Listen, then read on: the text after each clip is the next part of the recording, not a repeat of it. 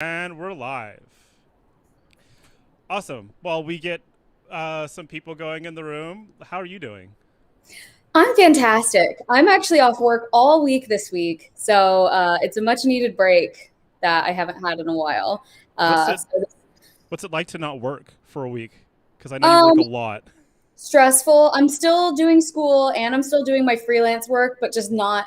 I have my paid time off from Beatport, so Okay. that frees up quite a bit of time. But as you know, I love my job, and it's very hard for me to not do it, even when I'm supposed to be vacationing. Oh no, I totally feel it. Even I went on vacation last week, and I tried to stay off socials and I tried to not do all the things, but not always successful. Yeah, totally. I agree. Yeah, for anybody who's just joining, I have four cats in this house. There's for sure going to be cats just in the background. So hopefully you like that. Cats are awesome. Who could not like that? I have two cats here, and actually, for the first time ever, I'm doing this stream from my apartment. I usually do it in my mom's apartment downstairs because I have like an 8-year-old going to school here and watching TV on his lunch break. But I decided to do it up here for the first time, so we'll see how it goes. I already hear cats like frolicking right by me. I love that though. Love that energy. Yeah, right. So let's get into it. For anybody who's just joining us, this is Jordan Mafi. She is a curator at Beatport. She formerly worked for the Nest HQ, which was the blog and label run by Skrillex. And she's had a long history in dance music, even though she's super young. Um, and she's just an all around awesome person, and I'm happy to have her here today. Wow, thank you, Alex. What an intro. Thank you for Hey, having me. I was so excited when you asked me to join. I've wanted to talk to you for a while. I've been doing the show for a little bit, and I've always wanted to like interview you in some capacity. So it's Mhm. a great chance to get to do that. Awesome. Yeah. So let's talk about your background a little bit. I'm gonna go back further than dance music. I'm gonna go back to your musical upbringing. So your dad was a musician, Yes, my dad is a musician still. He is a bass player. He's been playing bass like his whole life, but he was playing in rock bands a lot. Now he actually gigs more than he used to when he was younger. He plays in cover bands. He's been in like a cover band for The Cure. I think he's in the Black Crows revival band. He plays with this band called Atomic Groove in San Diego, and they're just kind of like a cover band that plays parties and stuff like that. And so it's really neat that he can make money from music, and he just turned 60 in January. So it's great. wow, that's super crazy. Like he's gigging more now than he did when he was younger. Yeah, I don't know how it is. I think just these cover bands, like there's a bigger demand for it now than there Right. used to be. So it's yeah, I'm stoked for him, and it's always good to see him play still. That's super awesome. So music was always around in the household as a kid. What kind of music were you listening to? Always. I mean, for my parents, it was funny because like some of my earliest memories of music were when I listened to like my parents listened to 70s disco all the time. So they would get ready to go out on like Saturday nights, and they had just like a mix CD of all these disco tracks. And so that's very fresh in my brain. And my parents really like rock. They'll listen to like Led Zeppelin and who else did they used to listen to? Rob Halford's the singer of what band? Um, that's a good You know, question. you know who I'm talking Yeah, about. I do know who you're talking about. All these rock bands, yes. So lots of rock, and then I think me personally, like we listen to pop music a lot too. I was a Britney Spears fanatic when I was a kid, and when I say fanatic, I literally mean like posters all over the wall and like nothing else. It's all Britney, like even on the ceiling. That's how crazy I was about her. So crazy that my mom spent $900 to get us two tickets to see Britney when she came to San Diego in 2004. So Wow. crazy about Britney. Wow, that was serious. It was serious. And the funniest thing is my obsession with it was Britney Spears. And then at some point in like third or fourth grade, I found out about Marilyn Manson because I watched one of his music videos. And my dad was like, "Oh, I have all his albums." And he just gave them to me. So Marilyn Manson was my next obsession. And it's a very funny, like, transition from Britney to Marilyn Manson, but he, unfortunately, we don't support him anymore. No, so we don't. Users, but he was a pivotal kind of person in my musical upbringing, I will say. Well, you have a tattoo that's related to Marilyn Manson, don't you? Oh, wait, this one. Yes, this is the one. Yes. I did get this before I knew about everything that happened, and thankfully it's not like his name or his face, but it is the lead lyrics on his album Antichrist Superstar, and it is indeed about society. Well, I think the lyrics still rings true, despite the fact that who they came from is a complete aspect. Yes. That's kind of like several seismic shifts in music happening in your life, to go from everybody listens to what their parents listen to early on, and then you move into start to figure out what you want, and that's Britney Spears. Then you move to Marilyn Manson, and then you get into dance music. I guess the shift between Marilyn Manson and dance music isn't that big, but it's still pretty big considering where dance music is now. How did that shift happen? Yeah, I mean, I will say that in between this Marilyn Manson phase and then dance music was absolutely like post-hardcore, metalcore, bands like that. Bring Me the Horizon, #1 till the day I die, my favorite band ever. I have always loved them, and I still love them. It's something I actually talk about a lot, is that it's amazing when you get to grow up with a band, because Bring Me the Horizon went from, super heavy metalcore to like a more post-hardcore vibe, and now they're doing such cool creative stuff and collaborating with musicians all over the spectrum. So they're still my favorite band, but I listen to a lot of like Suicide Silence and Whitechapel and Carnifex and really, really heavy stuff like that. And I'm surprised my parents weren't like, "Hey, are you okay?" But yeah, so then it must have been in like 2010. This was when like Electro House was really, really popular, and Complextro and Fidget and stuff like that.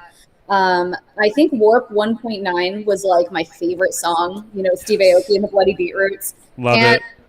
I found out about this rave called Scream in San Diego at the World Beat Center. And when I say rave, it was like an all ages rave. It ended at 10 p.m. So like there were like off duty cops there. So it wasn't much of a rave, but I was allowed to be there.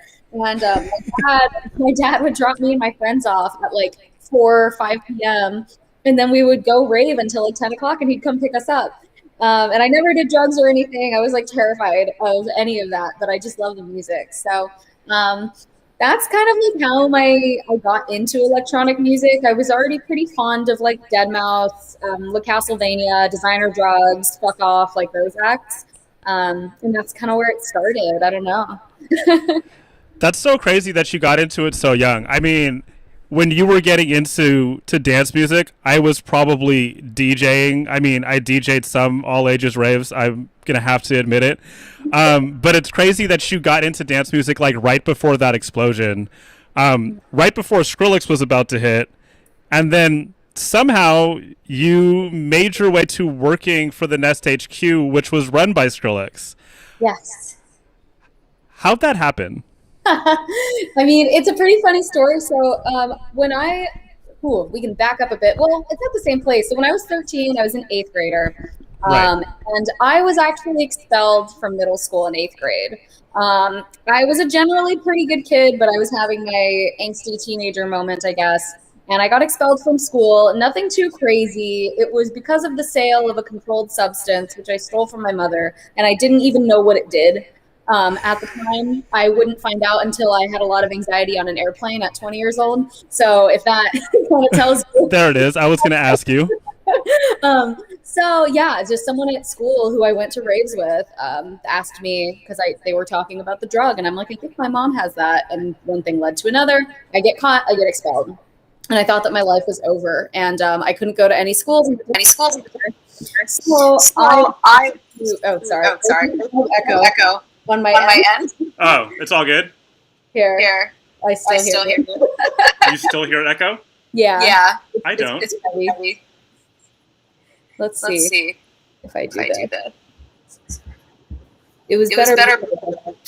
Is it okay now? Let's hear it. I still hear it. Let me see if there's something that I'm doing in my end. Sorry guys. Cutting that short. Okay, perfect. Okay, nope, we're good now. Thank you. As long as you can still hear me. Can you still hear me? I can still hear you. Perfect. All right. Anyways, back to this amazing story about me getting expelled. So, yes, I get expelled and I can't go to any schools in the district. And so, my parents thought instead of sending me to one of those summit schools for kids who get expelled, I would go to a charter school, like an independent study thing. And so, basically, independent study is you literally get a textbook and a lesson plan. And your teacher is basically like a course manager in a sense. And Yeah. you have the same teacher for all the grades that you do. So I started there in 8th grade and I finished through 12th grade. You don't have prom, you don't have sports, you don't have any social activities. You basically mind your own business and Right. get your work done. And I guess that worked out for me. When I was in 9th grade, neither of my parents went to college. So they didn't really push that for me, and I didn't really know what I would have wanted to do, but I Right. knew that I loved music journalism. And I read alternative press like religiously when I was young. I would send in letters to the editor, and I would get so excited when they got published. I would like frame them and everything. um, and so when my teacher was like, "Well, are you thinking about college?" And I'm like, "No, what would I do?" She's like, "You could study journalism. You could be a music journalist and go to college to learn journalism." I said, "That's true." And she said, "If you do, just a few more lessons a week than you're already doing, you can graduate a year early." So I was like, "That sounds great." And so all I did was work. I had a job at Hot Topic when I was 14. I walked into Hot Topic one day because I had gone there a lot because I was a little scene kid. And they were like, "Are you in high school?" I said, "Yeah." They said, "Do you want to work here, like as a greeter?" I said, "Okay."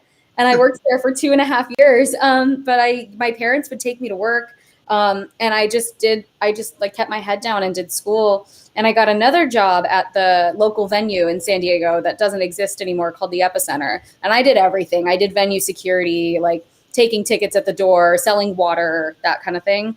And so I was very close to music through those jobs. Hot Topic is technically a record store. We sold music memorabilia, and then Right. working with the venue gave me that kind of experience as well. So then, yeah, I'm 16 and I graduated high school. So I decided to go to San Diego State University. My parents agreed to let me live on campus for some reason as a 16-year-old, and I had a single dorm. I like wasn't friends with anybody, and so I would just go to raves. I would go to this club called Somewhere Loud in San Diego every Friday and Saturday night. And they taught me how to DJ when I was 16 as well. So, yeah, my friends there taught me how to DJ. And I once opened for Proto Hype on Halloween. So that was like my big DJ moment. And I played dubstep and drum and bass. So yeah, in college I was way younger than everyone else, and I didn't really have like friends at school, just like my party friends. And I was so fond of Nest HQ. Like that was my favorite blog, and the fact that Skrillex ran it. I loved all of the work that they did. And one day I just sent a cold DM to the managing editor at the time, who's Nathan Beer, and I said, "Hey, I really want to write for Nest HQ. How does that happen?" And he responded to me, and I told him like, "Yeah, I'm a journalism student," and he asked me to write up some review of like a dubstep single, and I did, and I sent it to him. And the next day he was like, "Yeah, your writing just isn't up to par. Sorry, maybe another time." And I was like so crushed. Oh, I thought I was terrible, but thankfully, like 3 or 4 months later, I had taken more classes, and he hit me up and was like, "We really need more writers. Do you want to give it another go?" And I wrote an article, and he said, "Perfect, you're on the team." And that's how I started doing, staff writing. I didn't get paid for it, but I was more than happy to have bylines on Nest because I was still in school and working 2 jobs. I was a server. That was my way of making my money in college. right. So that's how it started. It really was just a cold DM to someone I had never talked to, and now Nathan and I are like the best of friends. But when got my degree and graduated, the executive editor at the time offered me the managing editor position. So I moved from San Diego to LA, like right after I graduated, to do that. Wow. What a story. I mean, it kind of speaks to the importance of not being afraid to slide into the DMs of the people that you look up to, because Yes, you never know what that's going to get you. And I was actually just talking about that yesterday because it sometimes it pays off. it really does. The worst they can say is no. Right. So And no's not that big a deal. yeah, sometimes it is. Sometimes it's soul crushing to get a no. I'm a Scorpio. I'm very sensitive. I'm very emotional. Yeah. But I think if you don't ask, then the answer is always no. That's kind of how I rationalize it. Right. That makes sense. So when you were working at the Nest HQ, wasn't a lot of coverage on hard dance. There was not. There was some when, my memory of like people's names is so much worse now. But there was some happy hardcore coverage. There was some like here and there, and that's what kind of made me love Nest is that they would find some of these artists who were making this music, but that was it. And I think that whoever was covering before when they left, there was none. So when I came in, yeah, just zero hard dance. But that's like your biggest thing. Also, interesting to note. I was once featured in the Nest HQ once in my life ever, and it was like the happiest moment of my life. Oh, I love that. Moving on. So you loved hard dance, but when you first started going to parties, you said that it was a bit too much for you. How did you evolve into being like one of hard dance's biggest champions? I was gonna say, like, how did I go from that to this? Yes, exactly. Yes, that's a great story in itself. But I honestly, like, I'd always liked hardstyle. I've always thought it was cool. I think Lady Faith and Darksiders once played in San Diego at that club Somewhere Loud, and I was like, God, why don't we get more hardstyle shows? DJ Caffeine used to play at Somewhere Loud a lot too. His sets are great, and I loved Looney Tunes were like my favorite hardstyle act back in that when I was in college. And I was dating a guy who was like really, really diehard into hardstyle. And so he was like, have you ever been to a BassCon show? And I said, no. And so we went, we saw Code Black and Tone Shifters, I think, at the Belasco in LA. And that was my first BassCon show. And I had so much fun. The music, yeah, it can be too much, I think, when you're not used to it. And then at EDC that same year, I saw a lot of hardstyle, and I watched Anger Fist. And I had never seen a hardcore set in my life until that night. And so that was in 2016. We closed out EDC Sunday, 4:30 a.m. with Anger Fist. And I was like, oh my God, this is a lot. I can't believe I did that. Anger Fist is like as far as you're going to go. Yeah, and I was just like, after that, I was exploring a little bit more hardcore, definitely listening to a lot more hardstyle, and God, happy hardcore. I used to love DJ Searle, so like I've always really liked happy hardcore. And Darren Styles and Gammer are just legends forever. But with hardcore, it's like, I like to describe it as like hot sauce or like hot peppers. You know, you try the mild and you're like, oh, okay, I like this. But then it's not hot enough anymore. So then you try like the hotter sauce, and I'll say that's like raw hardstyle was my hotter sauce, but then that wasn't hard enough. And then you get to like the mainstream kind of classic early hardcore around like 170 BPM, kicks on too much, like, but it's, you know, it's weighty. And then I told myself I will never like up-tempo hardcore. Like I don't understand it, but it was just a natural progression that I needed it faster and harder. And then surely enough, like sometimes I'll literally be listening to like a 250 BPM terror track, and I'm like, it could go a little bit harder. It could use like a little more. And so I don't know, I just fell in love with it because there is so much within hardcore. And I don't think that a lot of people know that there's such a large spectrum of what hardcore can be, and how it's evolved has been really exciting. And seeing the way that it's gone into more mainstream like dance music genres has been really exciting. And so here I am branded with 200 BPM because my good friend Lil Texas asked me if I wanted to get 200 BPM tattoos together. And so we did it. Wait, tell that story. Me and Lil Texas, when did I meet him? I actually met him at Forum Arco Santi in 2018. Yeah, that's the festival that 100 Waters puts on in Arizona, and the Owlsla crew always goes. So it was the first time I saw Skrillex perform too, actually. Wow. Yeah, I saw Jack U when I was like 16, but that was the first time I'd seen a Skrillex set, was 2018. And yeah, we met there, and then he told me that he was doing hard dance because, you know, he was a Jersey Club producer and DJ, and then he played BassCon's festival, Wasteland, like the month or two after that, and nobody knew who he was on the lineup, but he played like straight up hardcore, and he went hard. And that was kind of the beginning of Lil Texas, like blowing up as this hard dance icon that he is today. Right. And he had like joked about getting a 200 BPM tattoo. Like, if this tweet gets 10,000 likes or 1,000 likes, I'll get a 200 BPM tattoo. And I said, I'll get it with you. And he did. And he just called me up and said, I'm going to go right now. So like, come to my house and let's go. And we just did. And then it happened. And then we saw Ghostmane after, and it was great. That's so crazy. He held up the end of the bargain, and so did you. Yes, and what's funny is that Nest HQ was actually the first outlet to interview him as like a hard dance DJ and producer. Nobody else on my team really seemed to think it was going to take off. They're like, "Oh, hardstyle, it's not going to be a thing." Like, I think that the little Texas bubble is going to burst really fast. But I convinced them that we needed to do it, and it sucks because that article is not accessible anymore. Unfortunately, Nest HQ is not accessible anymore. But I'm glad to know that we were the first, that I was the first to really tell people like, hey, this guy is going places for real and is going to change the game. And then he did. It's interesting when you work in journalism that every once in a while you'll get one of those moments where you feel like you've scooped the entire world on somebody. It's happened twice to me ever. When I worked at Insomniac, I wrote an article on 3 reasons why you should be listening to Breaks. Nice. Because I was a hardcore Breaks fan at the time. And 2 of the people that I featured were Wookie. Dope. And Martin Horger.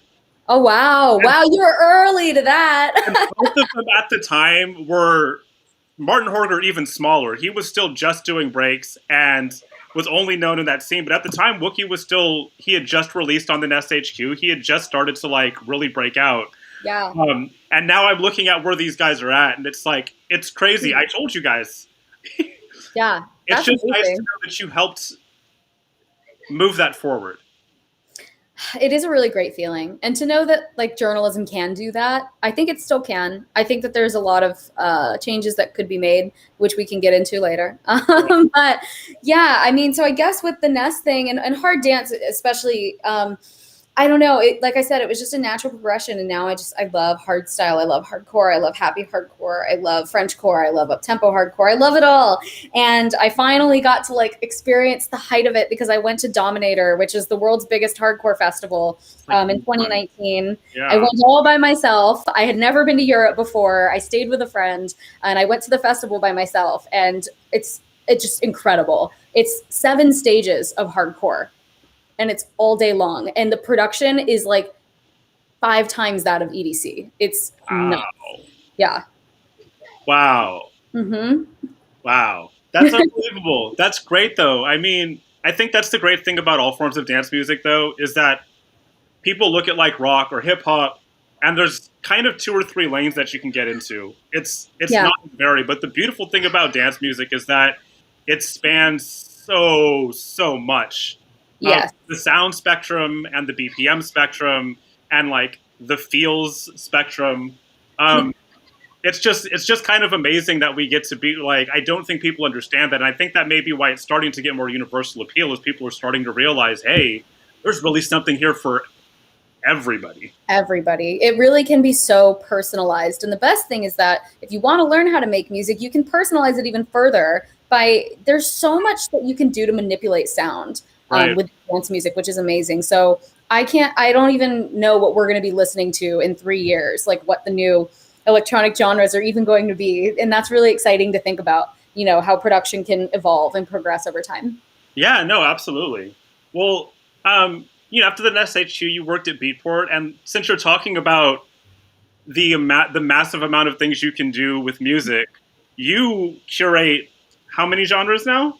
9. 9 genres, and they're across the sound spectrum, like Jackin' House, Electro House, Hard Dance. Do you do Trap Wave now too? I do Trap Wave, yes. We just launched Trap Wave actually last week, so that's our newest genre. It was trap, hip hop, and R&B, but we moved hip hop to Beat Source, which is our sister store. It's more geared towards open format DJs. Yeah. Obviously, Wave has gotten so big that we decided to just give it its own genre. So, managing so many genres, it's got to be a huge job. How much music do you think you listen to in a week? Well, I will say that in my genres, every week we curate 2 weeks in advance, and every week I get set amount of tracks that come to my genres. I will say that there's probably 10,000 songs that come in a week to all of my genres combined.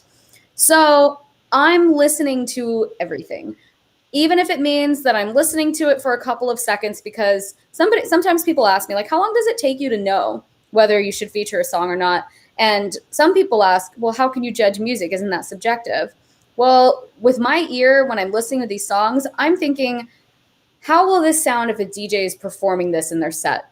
If it's not mixed well, if it's way too quiet, if it's way too loud, if something's out of key, those things automatically, I'm not going to feature it because it's not suitable to be played in a DJ set. So that's kind of my first assessment. If everything looks good, it's mixed well, sounds fine, nothing's out of key, vocals aren't out of key, and maybe it's a little bit bland, or it sounds like everything else I've heard in this genre. I might not, because I only have so many spots that I can choose, to feature songs on the store.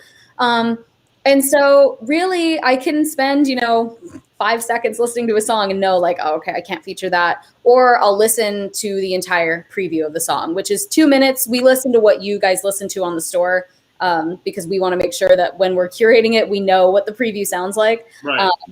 So yeah, it's about 10,000 songs, and I will say I feature roughly 400 to 500 releases a week. So you do the math. Right. So considering that you listen to 10,000 songs in a week, which is just insane, what are your thoughts on just like the sheer volume of music that's getting released right now? I mean, if Beatport's getting that much, I think there's a stat that on Spotify they get that many songs in a day. Yeah, they get so many too. Oh my gosh, like I pray for the Spotify curators. But there are some artists that I will see every week delivering to Beatport, and the songs could be great. Like sometimes they're great, sometimes they're not. Right. And I always wonder, like, man, if you only delivered maybe every couple of weeks and you really put your all into your next release, right, it could be better. I don't think that artists should be rushing to release music all the time. I also don't think that artists should not be releasing music at all just because we're in a pandemic still. Right. But I think that there's got to be some happy balance. It's definitely not a race. Even if somebody has released like 100 songs throughout their career, but they don't have much to show for it in terms of it being supported, tracks being played out, how much people are streaming their music or buying it, I think that it is much better to kind of have a plan instead of release, Right. Yeah, it definitely says something about the quality of music that's coming out right now. Because yes, it's a lot, but that doesn't mean it's all good. And there is, as a producer, there's a lot of producers that are in the chat right now. There is like this urge or like this like expectation that you have to put a track out every single month, or that you have to put a track out like every 2 weeks. I find it insane that somebody is sending you music once a week. That's just crazy. Yeah, I don't understand it at all either. I hate that there's this pressure, and I'm not even sure who is responsible for the pressure. I think that a lot of it is just in our heads, honestly. Right. Like, I think we all put pressure on ourselves in that sense. And I think that when producers see other producers maybe having this output and being really successful with it, they think, oh, well, I need to be doing that too. Right. Well, comparison will kill you.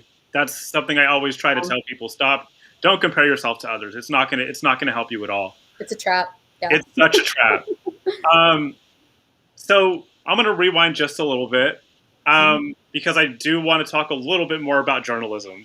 Okay. The first thing I want to talk about is you're pursuing a master's degree in journalism, and it's actually a master's degree in music business. Oh, master's degree in music business. Okay. Yes, but I did get my degree in journalism. You got your degree in journalism, I did. And you just did a master class for music journalists.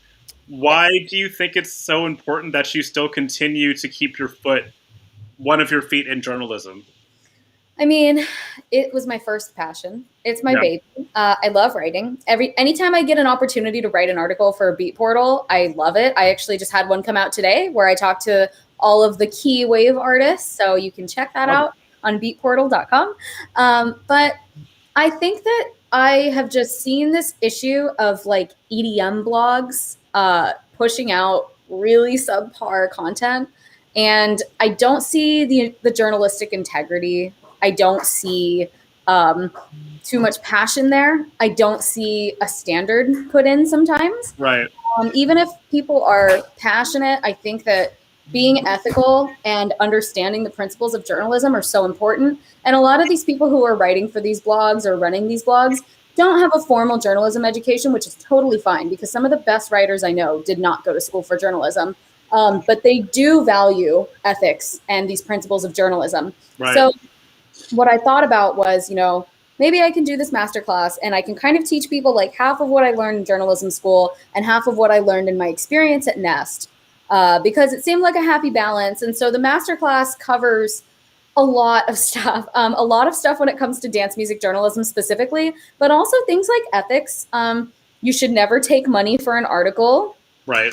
That's one of those things. I know that some of these EDM blogs are like pay to play, which I don't agree with at all. No. I talk about things like confirming your sources, citing your sources, not stealing other people's words or pictures, just things like that I think some of these people just haven't had anybody tell them before. And I've seen some people get into really, really hot water for kind of breaking these unspoken rules of reporting. Even if it's just an EDM blog and even if it's just a little write-up, there are a lot of things that can go wrong. And there are a lot of things that can kind of mess with your credibility in the scene. So that's kind of what the masterclass, that was the whole inspiration behind it. I think I just wanted to give back, but also it's extremely well-rounded and it took me a very long time and a lot of money of my own to put into it. So I wish that I could just give that away for free, but I also have to think about the fact that I did put a lot into it. I will say that for anybody who's interested in that, I actually did kind of gut the course a little bit and I brought it down to $99 because I know that it is really tough to pay for something like that right now. Right. And then if anybody wants to have more information, then we can discuss that. But yeah, the class is now available for much less than it was selling for before. Keeping up with all the students was kind of a lot for me. So I made it a little less involved. Yeah, for sure. But I mean, that's kind of it. It's kind of an important thing to do because music journalism is it feels like a dying art. At least actual real journalism, and people that want to get into it should feel so empowered to do it, even if they don't have all the experience in the world. Yes. What do you think is the biggest issue facing journalism, music journalists right now? Like somebody just trying to get into it. Man, the biggest issue right now. I mean, I think that people don't want to read articles anymore, honestly. And I don't want to say that we should do video content instead, because I think that's kind of the route that people were going, but that's not working anymore either. Right. So I think just like the medium is the issue right now too. And even in like news organizations, it's tough to get people to read online articles. They'll read the tweet and go, okay, cool, that's the news. But not opening up the article. So I think that things like Clubhouse, where people interview artists, or things like your show on Twitch, where people will interview artists, it's a lot more interactive and people are more willing to listen and engage with that kind of content instead of opening up an article and reading it. I mean, I like opening up articles and reading them, but I know that not everybody is like that. Oh yeah, absolutely. I mean, I love to read too, but like you, I've always been that way. But I mean, it also pays really small. Yes. Yeah. There's really no money because now it's not the same, when advertisers used to be able to make money off of stuff like journalism and getting Amazon links. Like it seems like you really have to be selling something when you want to run a news site or like a music site where you're writing up music. You have to have ads in place or you have to have paid partnerships, sponsorships, that sort of thing. And it's pretty exhausting, I think, to keep up with. Yeah, no doubt. Let's talk about journalism on the other side as an artist, because press coverage, granted, press outlets may not get the traffic that they used to, but getting press coverage is still important. Yes, it is. What do you think the biggest mistake artists make, or what's been the biggest mistake an artist has made when trying to pitch to you on a story, besides calling you dude? Oh gosh, I have a lot. Yeah.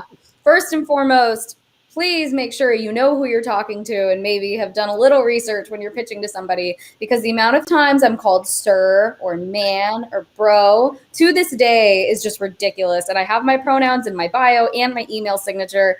So there's no excuses at this point. But aside from that, you know, addressing somebody appropriately, if you aren't sure, just call them by their name. That's what I tend to do. But, you know, something like the subject line being like banger alert, like I don't want that. That's not cool. Subject line should be something like your artist name and your track name, maybe like a PR headline, you know, like Alex Amaro releases Slammin' new dance floor anthem and the song name. That's even like, even if it's a little cheesy, I'm like, okay, at least I know what this is about. Right. And I think that some big mistakes are the artist will forget to include key things. Like we want to have a link to the song. SoundCloud link is great, like private SoundCloud link. You could do Dropbox, that's fine too. A little bit about the song and a bio is great. Social media links where we can find you, just all of that information so we don't have to go looking for it ourselves, because I know that when editors are going through their inbox, there's just so much in there. Whatever you can do to make it easier to have everything right in front of us, that is the key. Absolutely. And you mentioned DJ bios, which is often overlooked by a lot of DJs, and myself included. Even though I write DJ bios, I somehow got like maybe 6 months through my current project as Alex Amaro without having one. But that's just because I didn't want to write about myself. But how important do you think it is that DJs tell their story, or any artist tells their story in a way that they can present to their audience or their potential audience? Yeah, it's a lot more important than they think. I think it is often overlooked because I think it's the same thing as people talking about how maybe music journalism is dying. It's like, well, why do I need a bio? Who's going to read it? My fans probably don't care. They're just listening to my music. Well, when you want to get press coverage, we want to be able to write a story about you. So we need to know your background. That's really important, I think, as well, when agents are trying to book shows for you and you have an EPK, and people who are booking shows, they want to know about you. They want to know where you've played. They want to know who you've played with. They want to know some of your highlights throughout your career that might make it easier to sell your gig. Yeah. So all of those things are important. And I mean, I think that as any kind of key person in any industry, it's good to kind of establish your presence. And having a nice bio is a good way to establish your presence on the internet and show the world, like, yes, I am this person. This is what I do. Even if you are an artist who hasn't had all kinds of success, you can talk about your history with music, how you started to make music, things that inspire you, kind of your goals for where you want to go. I think it's all important. Maybe I'm just like a hopeless romantic for anything written, but I think it's important to document these things and keep them up for the world to see. Oh, no, absolutely. That's something Danny Deal has also talked about that as well, about how massively important, how she goes to someone's SoundCloud page for a demo drop and she doesn't see a bio. She always says something. She's like, hey, get a bio up here, even if it's only a paragraph and it's poorly, get something up there. Say something about yourself because people will read it. Mm-hmm. So we're gonna go back to Beatport for a second, and we're gonna go back to you being a curator, and you being a curator for a very, very long time. I've told people flat out that when I interview somebody, I read their entire social media profile, and I found a SoundCloud playlist that you curated maybe like 7 or 8 years ago. I think you were still in high school. So how was it making that jump from being, you know, a curator as a kid, and then to journalism, and then back into curating, but doing it professionally? Like, yeah. I mean, I think I've always wanted to be a curator in a sense, because I lived to make like playlists. There was a website that was called, oh my gosh, what was it called? I can't remember anymore, but it was one of those websites where you just make playlists, you curate them, and then you put them out into the world. And it doesn't exist anymore. 8 tracks. That's I remember that one. So I used to make playlists on there, and my playlist would be like certified platinum because like enough people would listen to them. And I would just do like mood playlists. I remember I had one called like Big Room Boom and like Filthy Electro House and stuff like that. And I just really liked making these playlists, and I just loved music so much, and I was still learning how to DJ. So I think like, okay, if I'm not going to be putting out mixes, I'm just going to put out these playlists. And I think that obviously had to do with the fact that I wanted to write for Nest HQ. A big Right. part of being a music journalist is being a good curator, because you need to know what's good in order to write about it and cover it. Right. And so I've always, loved this idea of curating music, curating a vibe, kind of like telling a story through music, or even just showcasing really good stuff. Because I kind of thought of myself as like a good crate digger. And when I saw the job opening at Beatport, because Nest HQ shut down like summer 2019, very, very suddenly and sadly, and I was just like, I have no idea what I'm gonna do, because I don't think I can be like, Skrillex was the only person paying people to write about music Right. in the way that we were. Like, I was making a living doing that. And I was so scared. I didn't know what I was going to do. I thought I might go back to like serving or bartending just for the time being, and maybe just do some other stuff. But after I went to the Netherlands and I got back from Dominator, I was like, okay, I guess I'm going to look for a job. And I saw that Beatport had an opening in its LA office for a curator for the genres big room, electro house, future house, dubstep, and dance. And I was like, wow, I know all of those genres and I love them. Granted, I wasn't really listening to much like big room and electro house anymore, but I thought, oh, I'm totally not qualified for this. But I guess I'll apply anyway and see what happens. And it was the next day I get this email from Beatport, like it seemed automatic, like, thanks for your application, but we're going to pass. And I thought, like, okay, I expected that.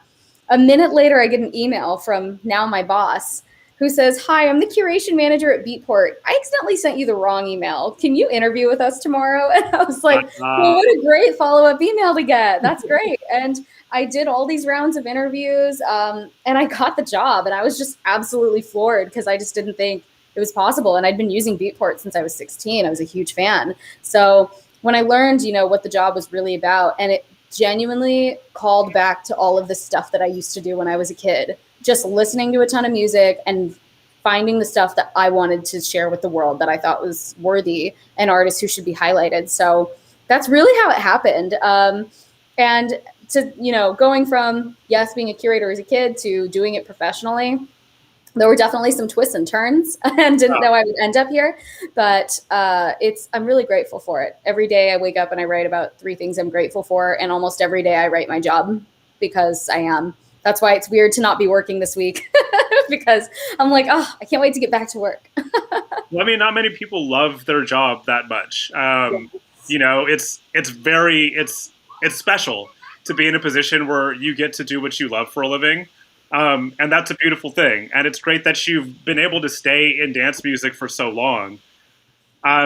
So speaking of DJs, you recently you live streamed for the first time as a DJ on Beatport's Twitch page. I did. And you also got to deal with some of the technical difficulties that we all deal with as streamers. How was that for you? Like, did it give you a new window into DJing during a pandemic? Like, terrifying. What was the experience like? Terrifying. I mean, that was the first time I've DJ'd like live since I was 16. And I guess in front of an audience, I'll say. Like, I DJ at like parties and stuff, just with friends. But I did DJ the Beatport Select Space Showcase in February, and that one was a pre-record, so I was less stressed, but I spent like a whole week agonizing over that. And so that set's actually available on Beatport's YouTube. But the live curation show, where I'm using Beatport Link, and we're sponsored by Hercules for these streams, so kind of talking about the equipment, talking to the chat. We had never done it in our LA office, so everything was completely messed up. Like, the microphone situation was super weird. I was not having a great time, because I was like, this is not like the quality that I wanted, but I think that is natural when you do a stream for the first time. Yeah. So I tried not to be too hard on myself. And we know for next time how to make it better. So I think just like if I messed up on a mix, I just kind of smile and laugh through it and keep going. That's all you can do, just correct it and keep it moving. Well, I mean, everybody has, this time has been so strange for us. I mean, DJs were really slow to pick up on streaming. I feel like gaming understood that this was the wave of the future like years and years ago. Yeah. It's really been interesting to watch even some of the bigger DJs, what their streams were like at the beginning of the pandemic compared to what people are doing now. everybody seemed like they were just streaming from their bedroom before.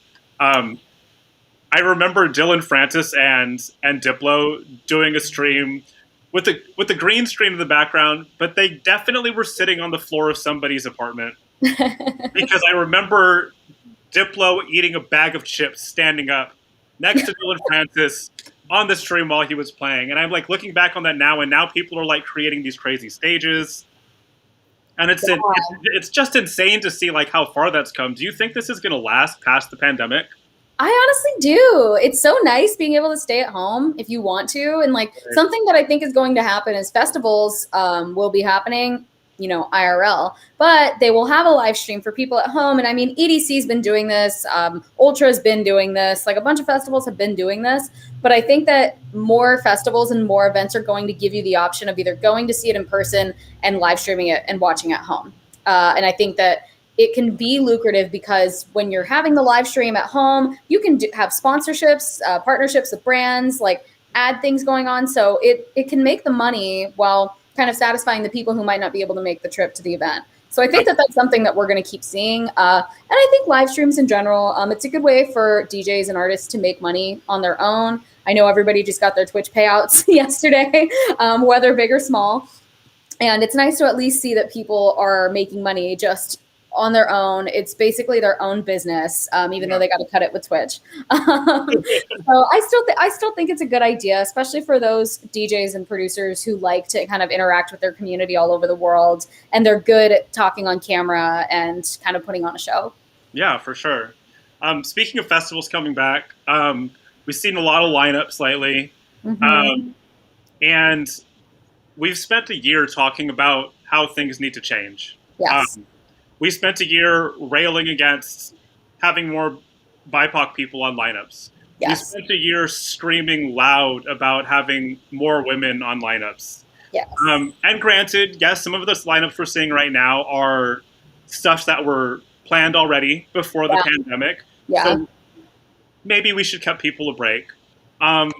They get 1 year. Yeah. They get 1 year. And then beyond that, then there's no excuses. Yeah, but you've been vocal about this too. And I kind of want to ask you, considering all of these events, can you talk about what we can do as a community and what men specifically can do as a community within a community to help move the needle? Yes. First and foremost, men, white people, people who have a lot more privilege than other people. Tell promoters, tell these people who you want to see on lineups, especially your local promoters. Even like shouting at Insomniac to book people, it's probably going to get lost in the other. But please tell your local promoters who you want to see. Tell them that you don't want to see the same acts over and over again. You want to see more women. You name these women that you want to see. Name these Black DJs you want to see. Name these Asian DJs you want to see. Like, that's the best way, is to go at the local level. And then when the festival agents are booking acts, they will see in the area, okay, what are the clubs doing with these artists? Who are they putting on for? What does this region want to see? That's the best way to do it. So get down on the ground at the local level and basically tell your local promoters who you want to see. It really does have to do with using your voice, and not using your voice for yourself, but for others and for the whole community. And unfortunately, some people's voices are louder than others, or they are taken into consideration more than others. So if you are that type of person who does have influence, whether it be with your relationship with an agent or with a promoter, or you have the ability to kind of sway how a lineup is going to look, or you write for a music blog, or you program radio, or anything like that, you really, really have to support those who aren't being given these opportunities first for whatever reason. This issue of sexism and racism, it seems to be very systemic. And I know that there are a lot of men who kind of think like, okay, well, I'm not sexist and I'm not racist, so I don't really know what this has to do with me. Well, these systems that are in place have long benefited from these privileged people. So we have to tear it down, and it's going to take all of us. It can't just be those of us who are on the receiving end of it. So that's kind of my advice. And when it comes to like speaking about what we can do to change things in the industry, like for women or for BIPOC, don't speak for them. let women speak for themselves. Let Black people speak for themselves. Let them speak for themselves. Pass the mic to them. That's really the best way. I can't stand when I see some guy talking about what we need to do to make women more prominent in dance music, because just hear it from us. Hey, I can't stress that point enough. Yeah. I am really tired of white people telling me what what I should or shouldn't do to do A, B, or C. Yeah. Yeah, and I know you get that a lot as a woman too. So we should pay credence to that. If somebody of that group is saying something, maybe shut up and listen.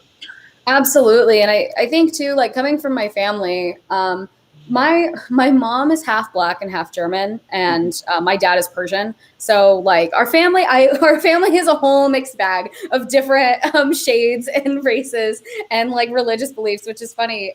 Just because like growing up, it's funny when we're all in a family picture and it's like, are we even related to each other? But growing up with a family, my mom has 7 brothers and sisters, and all of her brothers are Black men, and her sister and her are half Black women. Right. And kind of like touching on their experiences, and my grandfather, who was an original Buffalo soldier, actually, who just passed a few years ago. Yeah, he's got amazing experiences throughout his life. But when the Trump presidency was happening and talking to him about that stuff, really, really opened my eyes to like, why are we even talking to like other white people and telling them what needs to happen or like asking them, what should we do? Like, can we not just listen to the people who are on the shit end of the stick that don't have as much privilege as, straight white men, as, this nation has been ruled by for so long. And it really does trickle down into these industries. And it's not only the music industry, it seems to be every industry that's mostly male dominated, when it comes to entertainment, film, TV, things like that. And God, we can go on and on and on about how all these industries are kind of propped up by these systems that are in place that are just inherently racist and sexist. So you absolutely just need to listen to the people in your life who are on this receiving end, and it's not good for them. Like, just listen to them. Yeah, no, absolutely. I couldn't agree with what you're saying more. So we're getting close to the end. Goes that fast. Yeah, I know, that was quick. And I have a couple of surprises for you. Oh, here we go. So the first question is, what's it like seeing your face on a billboard? Oh my God. Okay, so that's a funny story. I knew it was gonna happen, but I didn't know when. When I was in high school, I was like the poster child for my school for some reason. Like I did a commercial with them for some reason. Like I don't know, because I just did really well in the program and I graduated early. They asked for a photo release for like one of my graduation pictures, like while I was at graduation. To be on a billboard. And then I didn't hear anything for like 6 months. And then one day I get all these text messages and it's a picture of me on a billboard for the high school that I went to. And I was like, oh my God. And the funniest thing was like when I was coming home from a rave at like 6 a.m., I was in an Uber and I drove past the billboard and my friend goes, hey, that's you. And the Uber driver looks at the billboard, looks at me super hungover. And he was like, is that you? I was like, oh, it's me. But yeah, those were all over San Diego throughout like 2014.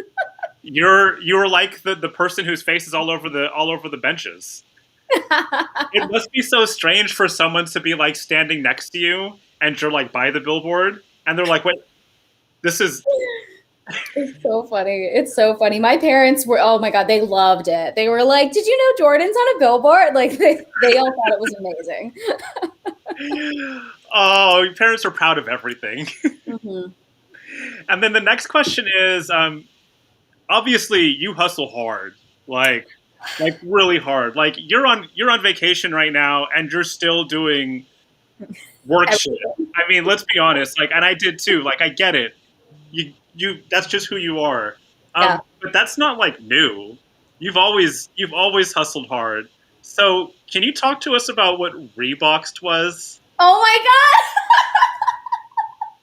God. This is amazing. Okay. So when I was 16, I had to do like volunteer work to, for like college applications. And there was a program called Junior Achievement in San Diego. Well, it's everywhere. It's all over the United States. But we had a branch in San Diego and like multiple actually. And it was actually part of volunteer work where you join like this student kind of organization and you come up with a business idea. And then you actually get to like pitch the business idea at a convention. And then if you won first place, you go to Washington, D.C., and then you pitch it to the finalists. And so we decided to come up with this like eco-friendly shadow box kind of thing. I really now that I'm older, I'm like, this business wouldn't really be that sustainable. But we use like recycled boxes and we made these shadow boxes and like customers would give us like photos, like little trinkets that they would want to put in there. And that was our business, was Reboxed. And they decided to make me the president because I was the oldest. The others were like maybe 14 and 15 and I was 16 and I was a senior. We went to the San Diego competition and we won first place. Wow. So we went to Washington, D.C., and we did not place at all in Washington, D.C., but we were just happy to be able to go. That was my first time and my only time on the East Coast, actually. And so that was really cool. The funniest thing was it was the same week as my graduation ceremony, and they were like, under no circumstances may you miss graduation practice. But I was like, hey, I have to miss graduation practice if I'm going to go to Washington, D.C. And my picture was in the newspaper, like on the front page of like the San Diego Union Tribune. And it said Jordan Mafi of the Charter School of San Diego. So they were like, you can do whatever you want. You can miss graduation practice. All good. You can just show up, because they were just so happy that like they were getting good publicity, I guess. And I showed up on my graduation day, no idea where to stand, where to walk. Everyone was pissed at me because I was doing everything wrong. I was so confused. But that night was the first night I ever drank alcohol, was my graduation night. Oh, wow. Yeah, I was 16, so I was young, but it was my graduation night. And I just remember that being such a funny day because I had just landed from Washington, D.C. And went and graduated and then got drunk for the first time. But yes, that's what Reboxed was. I am a little entrepreneur, apparently. I have always hustled hard. And I work full time, well over 40 hours a week, plus my freelance writing work. I do some PR work on the side as well, and I'm in grad school. And I like to DJ in my spare time, and I like to curate my hardcore playlist. So I do like doing it all. Do you see yourself ever slowing down? No, I just joked with my best friend. I'm like, could you ever see me retiring? And she was like, no, you'll be like 100 and you'll still be working somehow. So before we sign off, we're going to do a real quick speed round. I did not tell you what the questions were ahead of time, which makes it more fun because you haven't had a chance to think about them. All right. They're mostly either or. Some of them are not. So we are going to get right into it. You ready? I'm ready. All right. Pho or ramen? Wait, say that again? Pho or ramen? Oh, pho. Dogs or cats? I'll say cats. You look very reluctant to say I that. love both dogs and cats, but I am a proud cat owner. They are very easy to take care of, so I will say cats. Fine. I like cats too, but they're assholes. They can be, yes. Finish the sentence. Before I die, I want to make Forbes 30 under 30. That's possible. We'll see. I've got 5 more years. That's a long time. Hello. Tacos or burritos? Oh, burritos. California burritos from San Diego. Yes, San Diego does have the best Mexican food. Even though it's bomb everywhere in California, it's the best in San Diego. Sure is. Snow or beach? Beach. I do not like the snow. Never lived in the snow. Never will. Yes, cold weather sucks. Boo. Boo. Favorite character on The Office? Wait, favorite what of The Office? Sorry? Favorite character on The Office? Oh, on The Office. Oh. Ooh. Man. I'm going to be super basic and go with Jim. All right. Okay. I can see. I dig it. Lakes or ocean? Ocean. If you could have one superpower, would you choose flight or invisibility? Oh my gosh. I would say flight, because my biggest wish is to one day be able to teleport, because I want to go to every festival everywhere. So I guess I can fly there. Flight. Perfect. House or techno? Techno. Drum and bass or trap? Drum and bass. Pop or hip hop? Pop. Biggie or Tupac? Oof. Biggie. Yes. Favorite color? Black. Gamma or Lady Faith? Oh, I gotta say Gammer. Like, just so much iconic music. All right. Tube socks or crew socks? Crew socks. Flip flops or shoes? Shoes. Guilty pleasure TV show? Oh my god, I'm so into Nip Tuck right now. Like, I cannot look away. It's awful, like in so many ways, but I can't enough. I've heard that about Nip Tuck. I should check it out. It's wild. Do not watch it around your child. I'll say that. Oh no, that's for private. That's for private. Adults only. Right. Well, Jordan, thank you so much for being here today. An hour just flew by. It really did. Thank you so much for having me. I'm absolutely honored. This is the best interview I've ever done. Wow, that's a huge compliment coming from somebody who does interviews all the time. Well, I mean it. Thank you so much. This is Jordan Mafi. Can you tell them where they can find you on social media? Yes, on everything. It's at JL Mafi. My name is Jordan Lynn Mafi, so that's where the L comes in. Some people like to ask, but yes, JL Mafi. And do you have anything that you'd like to plug? I mean, not really. I just want to say, if there's producers watching, creatives watching, I know the times have been really, really tough, and I know that it seems like this is never ending, but please keep creating, stay positive. People like me we really, really rely on your music, and, curators, people like Alex, like, we're nothing without your music and your creativity, and I want people to remember that. It really, really starts with you, and you guys are the most important. So I'll leave it at that. Thank you. Beautiful words. Well spoken. Jordan Mafi, my name is Alex Amaro. I'm here at House Philosophy every week on Thursdays from 1 to 2 p.m. Pacific. I will see you all next week. Thanks so much, Jordan. Stick around for just a second after we sign off. I will do.